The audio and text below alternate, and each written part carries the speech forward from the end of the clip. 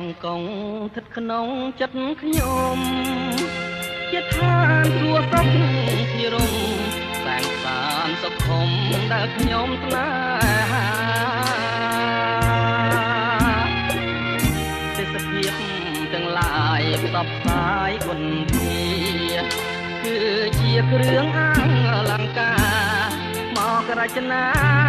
សម្រស់កងកងស្រមៃដូចស្ថិតនាឋានកណោនារីភូមិឋានបវរទុកតែលំអដូចកងោកពេលពួងទុំលើស្បាទូកសែនសំត្រឹងត្រង់សងវែងរលើបរលងភាំងពោផងដូចកែនរីជាប់ចិត្តកយគុណអរុនរៀងរាំងទូកមីដេដាស់កំរប្រទេសទេសភាពប្រពៃជាប់ចិត្តកយគុណសាយ័នសម័យរលករលេងចាំងរស្មីដូចពេញឆ្នៃរញ្ចនា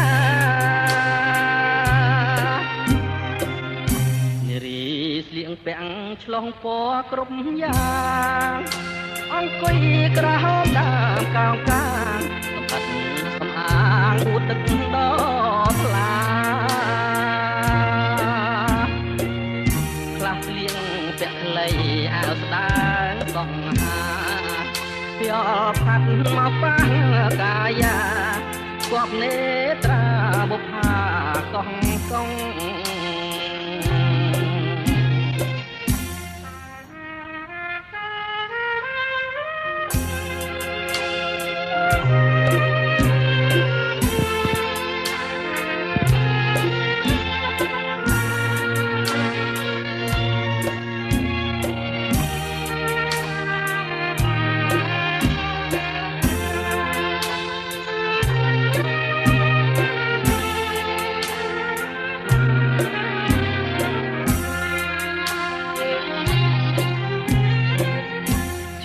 ចិត្តកយគុណអរុនរៀងរាំងទូកមីដេដាស់កំរប្រទេសទេសភាពប្រពៃជាប់ចិត្តកយគុណសាយ័នសម័យរលករលេងចាំងរស្មីដូចពេជ្រឆ្នៃរញ្ចនា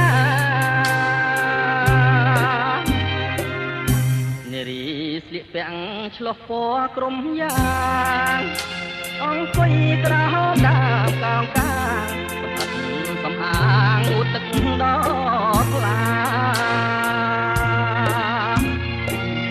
ខ្លះស្លៀងពាំងខ្លីអាវស្ដើងសង្ហាពីអផាត់មកប៉ះកាយាគប់នេត្រា